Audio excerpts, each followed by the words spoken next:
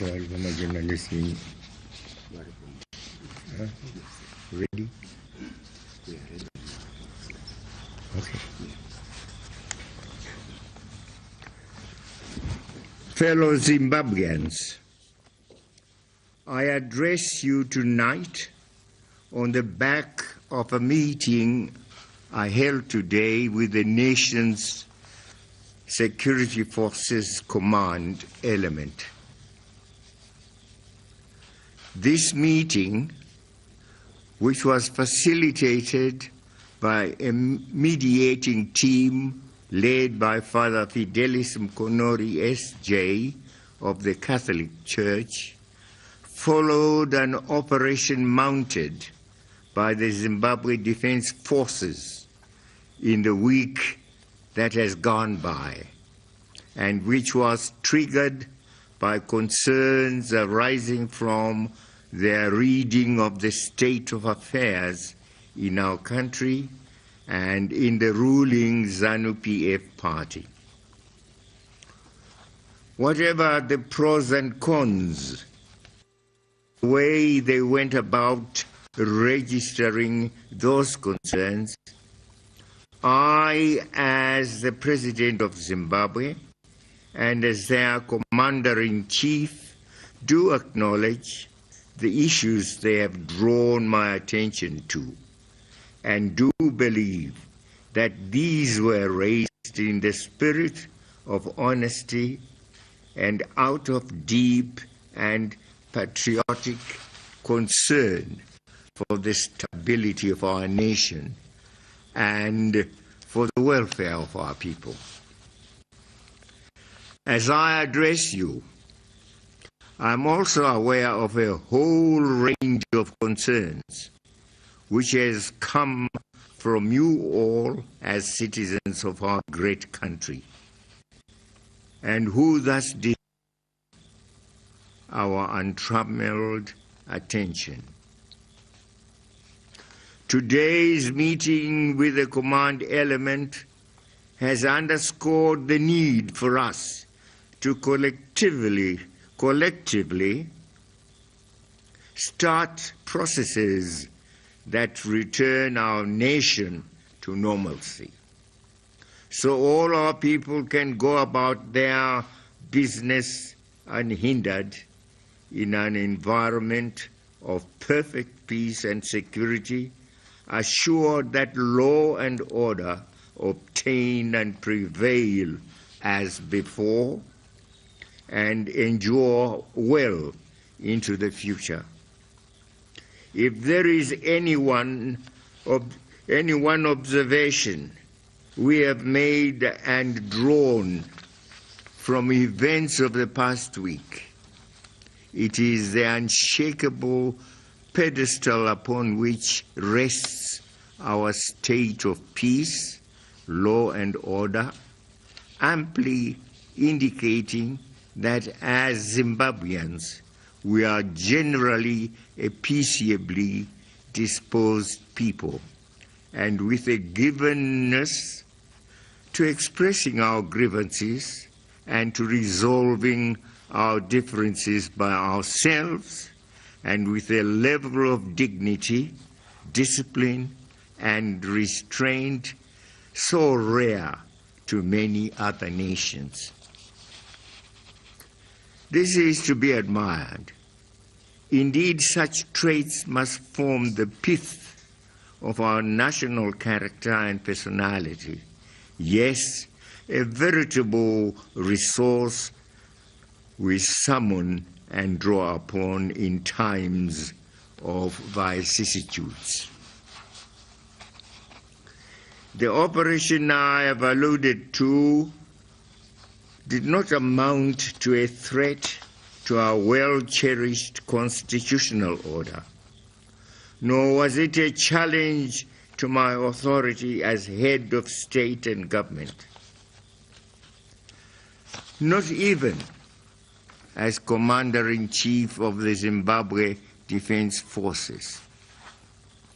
To the man, the command element remained respectful, and comported with the dictates and mores of constitutionalism. True, a few incidents may have occurred here and there, but these are being corrected. I'm happy that throughout the short period, the pillars of state remained functional. Even happier for me, and arising from today's meeting is a strong sense of collegiality and comradeship now in the various arms of our security establishment.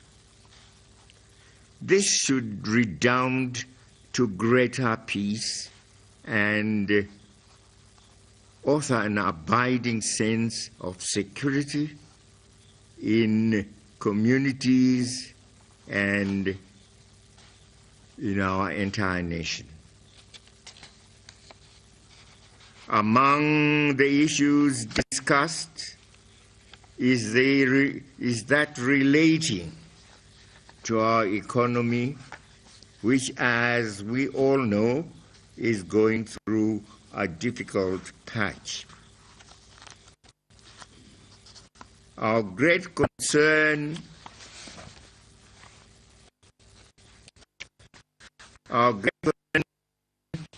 to that guide operations of all its organs. No, that jump. Of greater concern, I beg your pardon, of greater concern, spurts between high-ranking officials in the party and government, exacerbated by multiple conflicting messages from both the party and government, made the criticisms leveled against us inescapable. Amidst all this, flagship projects already adopted by government stood stalled or mired in needless controversies. All this now has to stop as we inaugurate a new work culture and pace which will show a strong sense of purpose and commitment to turning around our economy in terms of our policies. Zimasit government remains committed to improving the social and material conditions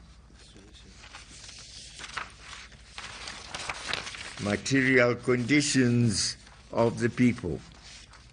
Government will soon unveil an entrepreneurial skills and business development program which will empower and unleash gainful projects at our growth points and rural areas. Fellow Zimbabweans, we are a nation born out of a protracted struggle for national independence. Our roots lie in that epochal struggle whose goals and ideals must guide our present and structure our future. The tradition of resistance is our collective legacy, whose core tenets must be subscribed by all across generations and across times. Indeed, this too was a great concern for our commanders, who themselves were makers of that revolution, and often at very tender ages and at great personal peril. We still have in our various communities veterans of that founding struggle who might have found the prevailing management of national and party issues quite alienating. This must be corrected without delay, including ensuring that these veterans continue to play central roles in the lives of our nation. We must all recognize that their participation in the war of liberation exacted lifelong costs, which, whilst hardly repayable, may still be assuaged and ameliorated. In respect of the party and the party issues raised both by the commanders and by the general membership of ZANU-PF, there too stand acknowledged. These two stand acknowledged. They have to be attended to with a great sense of urgency. However, I am aware that as a party of liberation, ZANU-PF has over the years written elaborate rules and procedures that guide the operations of all its organs and personnel. Indeed, the current criticism raised against the command element, raised against it by the command element and some of its members have arisen from a well-founded perception that the party was stretching or even failing in its own rules and procedures. The way forward, thus, cannot be based on swapping, vying cliques that ride roughshod over party rules and procedures. There has to be a net return to the guiding principles of our party as enshrined in its constitution, which must apply fairly and equitably in all situations and before all members. The era of victimization and arbitrary decisions must be put behind, so as we all embrace a new ethos predicated on the supreme law of our party and nourished by an abiding sense of camaraderie. To all this must be a general recognition that ZANU-PF